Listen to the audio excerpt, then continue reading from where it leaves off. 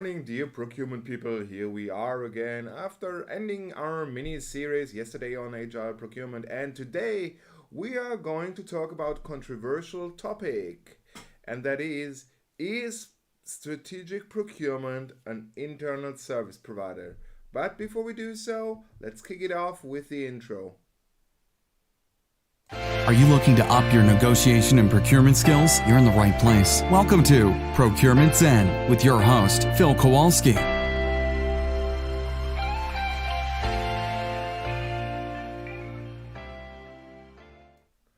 Okay, so let me one thing make clear right from the start, because I do think yes, procurement should act as an internal service provider. So you hear this when I keep talking about clients, when I mean demand owners. You hear me speaking of products, like in our last three sessions when we talked about how to use agile methodologies and strategic procurement, when I mean actually demands. Because I strongly believe that procurement is an internal service provider. Our demand owners, our approvers, yes, they are our clients. But what does that actually mean in a day-to-day life, in a day-to-day version of this view, so to say? First and foremost, I think procurement must sell its services. And that might be a little bit contradictory, because you think, hey, procurement is all about buying, right? Why do we need to sell ourselves? Well, not only do we need to sell our services, we also need to market them, to be very open and very honest here. You have to deliver proof that involving procurement makes sense from several perspectives. Just taking out your policy, and we'll come to that in a minute, and shouting, hey, it's the policy, it's a law, that just doesn't cut it anymore. So let's have a view on a few of those perspectives that I just mentioned. The demand owner's perspective, that is maybe the most important one, because that is our day-to-day life. It is a procurement professional's duty to deliver the best TCO, or total cost of ownership. And that can mean, when I talk about TCO, that can mean maybe it's not the most competitive rate card, but the overall package is the best one for this demand. And the evaluation of what is the best one does not sit with you alone as a buyer, and it does not sit with the demand owner or the client alone. Cross-functional is a key term here. So the next perspective that we want to look at is management, and maybe even not our procurement management.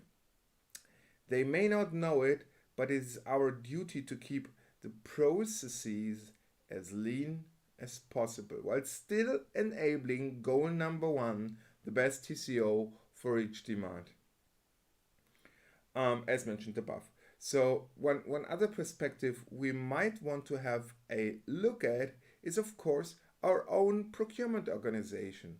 We have the duty to provide transparency also to our managers.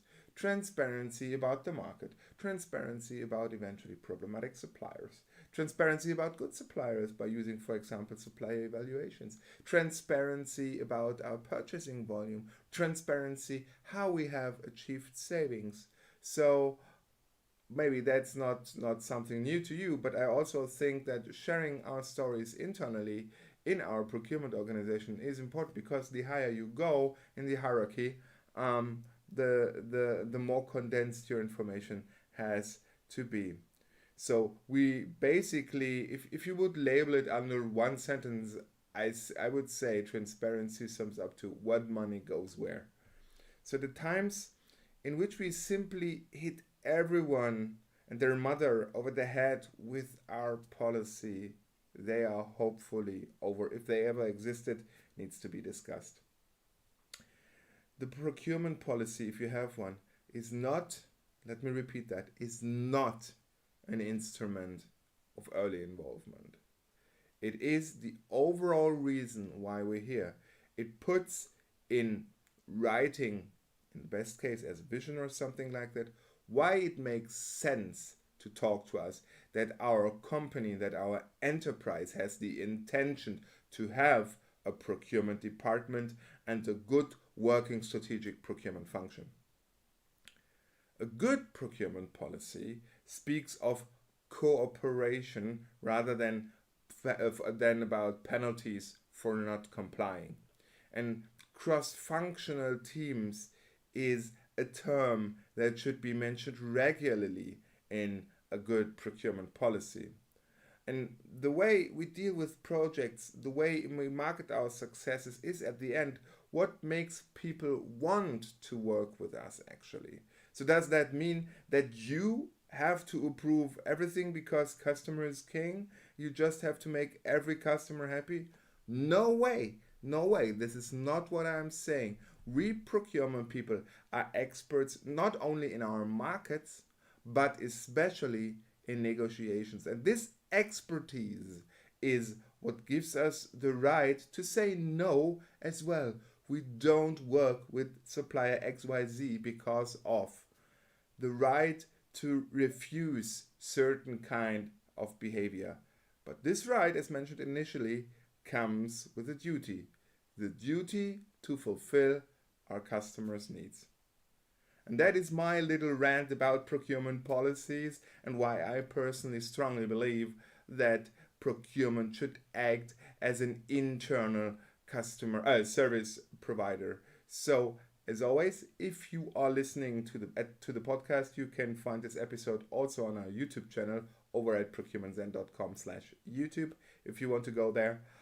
In addition, if you're watching this on YouTube and want to subscribe to the podcast or see it on our website, just go to www.ProcurementZen.com/040. That's 040 for episode number 40. Until tomorrow, always happy negotiations. Take care of yourself and stay healthy. Bye.